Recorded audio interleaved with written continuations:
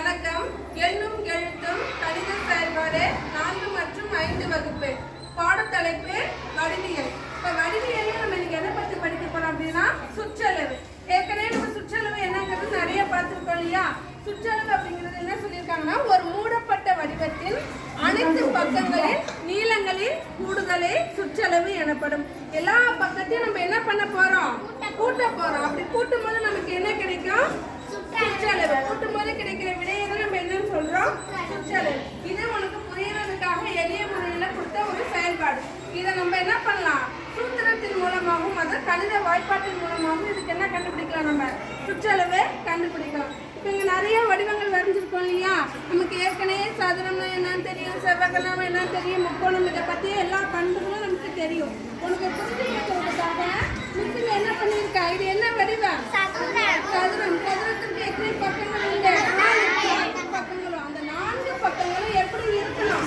சமமா இருக்கும். 4 பக்கங்களும் சமமா இருந்தா மட்டும்தான் அதை நம்ம என்னன்னு சொல்லுவோம்? சதுரம் அப்படின்னு சொல்லுவோம். எதிரெதிர் பக்கங்கள் சமமா இருந்தா அந்த வடிவத்தை நம்ம என்ன சொல்லுவோம்? உனக்கு புரியணுங்கிறதுக்காக தான் கலர் நம்ம என்ன பண்ணிருக்கோங்க மாற்றி மாற்றி கொடுத்துருக்கோம். இப்போ முக்கோணத்துக்கு எத்தனை பக்கங்கள் இருக்கா?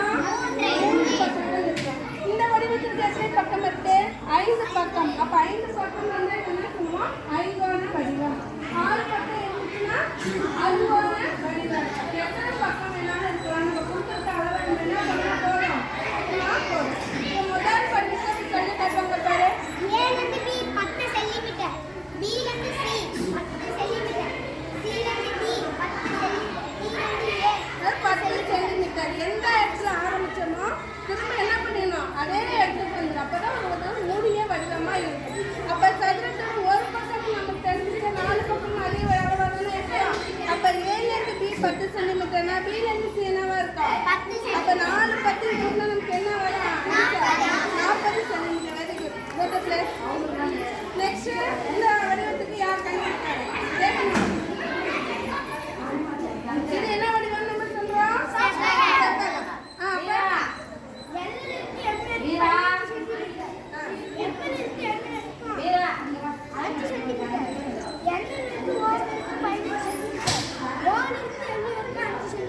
இப்போ 4 பக்கத்துக்கு கூட்டின ஆன்சர் நமக்கு என்ன வரும்?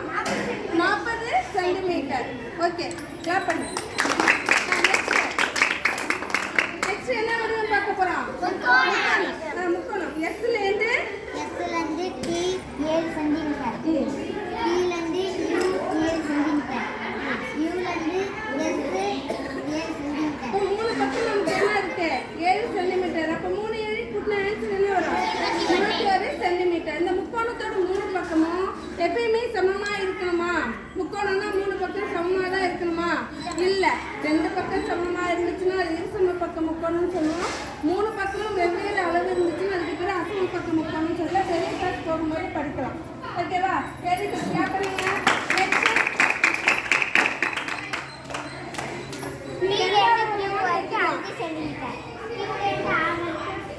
சென்டிமீட்டர், R ல இருந்து S வரைக்கும் 7 சென்டிமீட்டர், S ல இருந்து T வரைக்கும் 7 சென்டிமீட்டர், T ல இருந்து P வரைக்கும் 5 சென்டிமீட்டர்.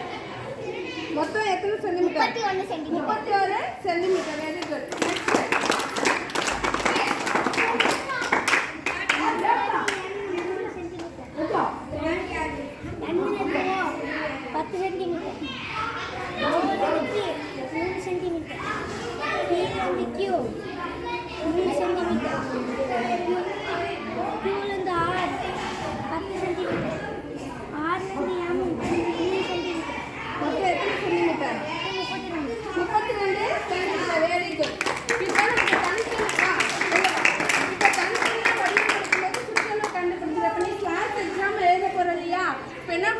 இந்த மாதிரி 4 வடிவம் கொடுத்துட்டு எந்த வடிவம் சுற்றளவுல பெருசு அப்படின்னு கேட்பாங்க.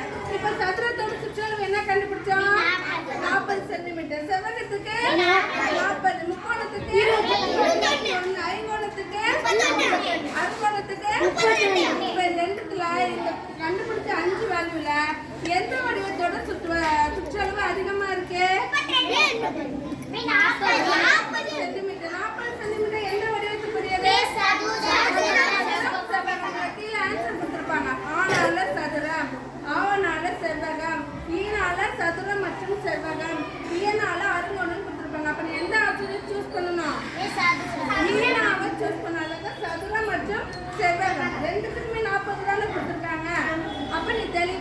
செஞ்சேன்னா எக்ஸாம் உனக்கு எப்படி இருக்கும்? ஈஸியாக இருக்கும்.